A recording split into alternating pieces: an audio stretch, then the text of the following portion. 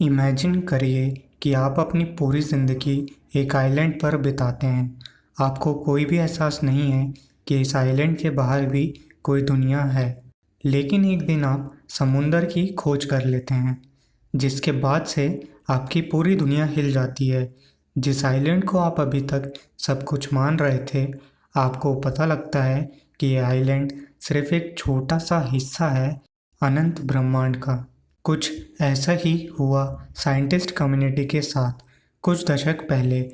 Ordinary matter, जिसे हम मानते थे कि इस ब्रह्मांड की हर एक वस्तु इसी से बनी है, हमें मालूम पड़ा कि सिर्फ 4% यूनिवर्स ही एटम से बना है और बाकी का 96% यूनिवर्स डार्क मैटर और डार्क एनर्जी से बना है। इस वीडियो में हम डार्क एनर्जी के बारे में ही बात करेंगे, तो बिना किसी देरी के हम अपना वीडियो शुरू करते हैं।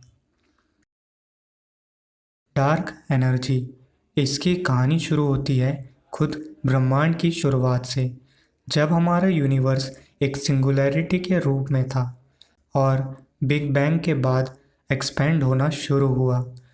1929 में अमेरिकन एस्ट्रोनॉमर एडविन हबल ने प्रूव करते हुए हमें बताया कि यूनिवर्स लगातार एक्सपेंड हो रहा है। जब हम मानते थे कि यूनिवर्स के एक्सपेंड होने की स्पीड कम होती जा रही है ग्रेविटी के कारण, लेकिन 1990s में गैलेक्सीज को क्लोजली ऑब्जर्व करने के बाद हमें पता लगा कि एक्चुअल में यूनिवर्स एक्सपेंड तो हो रहा है, लेकिन उसके एक्सपेंड होने की जो गति है वो कम होने के बजाय बढ़ती ही जा रही है।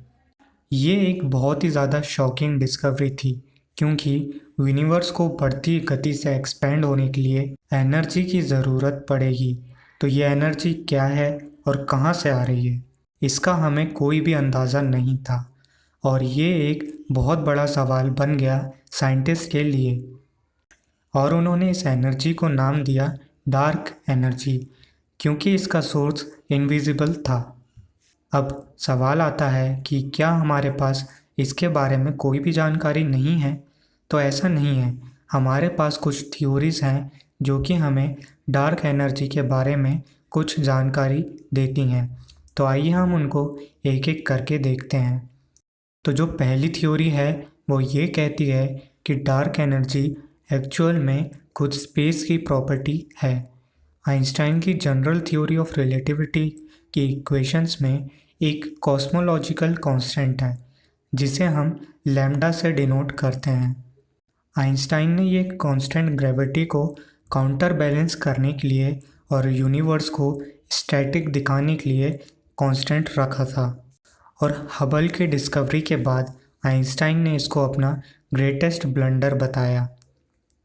इस थ्योरी की माने तो ये कॉस्मोलॉजिकल कांस्टेंट ही डार्क एनर्जी है।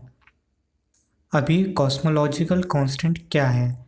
तो इसे हम वैक्यूम एनर्जी मान सकते हैं, लेकिन अब वैक्यूम एनर्जी क्या है, इसके बारे में मैंने हिग्स बोसोन वाले वीडियो में बात करी थी, तो आप वहाँ से जाके इसको देख सकते हैं। लेकिन अभी शॉर्ट में बताऊँ तो वैक्यूम एनर्जी क्वांटम फ्लक्चुएशन से निकलने वाली एनर्जी है। एम्प्टी स्पेस असल में एम्प्टी नहीं होता। पार्टिकल्स और एंटी पार्टिकल्स इसमें एग्जिस्टेंस में आते जाते रहते हैं और इनके इंटरेक्शन की वजह से ही जो एनर्जी निकलती है उसे हम वैक्यूम एनर्जी बोलते हैं। ये थ्योरी परफेक्टली फिट होती है डार्क एनर्जी को समझने के लिए, क्योंकि वैक्यूम एनर्जी अप्रॉक्सीमेटली उतनी ही है जितनी यूनिवर्स को एक्सपेंड करने के लिए चाहिए रहती है। तो इस थ्योरी में प्रॉब्लम क्या है? फिज़िक्स की सबसे बड़ी अनसॉल्व्ड मिस्ट्री, जिसे हम कॉस्मोलॉजिकल कांस्टेंट प्रॉब्लम बोलते हैं। तो आइए हम जानते हैं ये प्रॉब्लम क्या है। जब हम क्वांटम मैकेनिक्स की इक्वेशंस का सहारा लेके वैक्यूम एनर्जी को प्रेडिक्ट करते हैं तो इसकी वैल्यू निकल के आती है 10⁻113 जूल्स पर क्यूबिक मीटर। लेकिन एक्सपेरिमेंटली वैक्यूम एनर्जी की वैल्यू है 10⁻⁻9 जूल्स पर क्यूबिक मीटर। लगभग एक गूगल प्लेक्स यानी 10⁻100 यूनिट्स का डिफरेंस।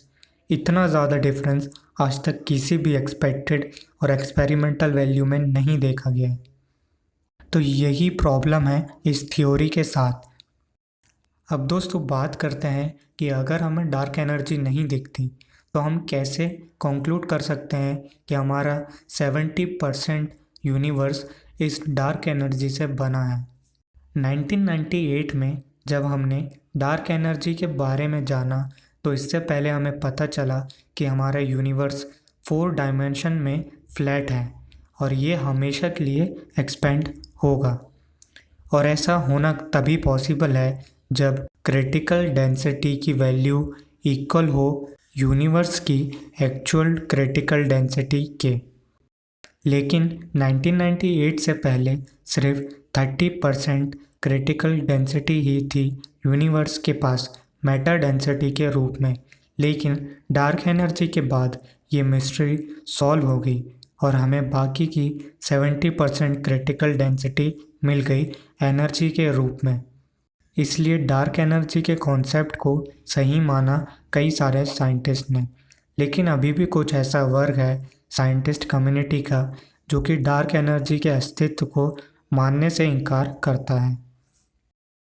अब दोस्तों जाते जाते मैं आपको एक इंटरेस्टिंग फैक्ट बताता हूँ। गेको नामक लिजर्ड एक ऐसा लिजर्ड है जो कि वैक्यूम डेंसिटी को इनडायरेक्टली इस्तेमाल में लेता है वॉल्स पर चढ़ने और चिपकने के लिए। इसके बारे में आप और भी पढ़ सकते हैं। तो दोस्तों हमारा वीडियो यहीं ख़त्म होता है। अगर आपको ये वीडियो अच्छा लगा हो तो इस वीडियो को लाइक करना ना भूलिए और अगर आपको ऐसे वीडियोस अच्छे लगते हैं तो इस चैनल को सब्सक्राइब करिए। मैं आपके लिए ऐसे वीडियोस लाता रहूँगा। मैं आपसे अगली वीडियो में मिलता हूँ।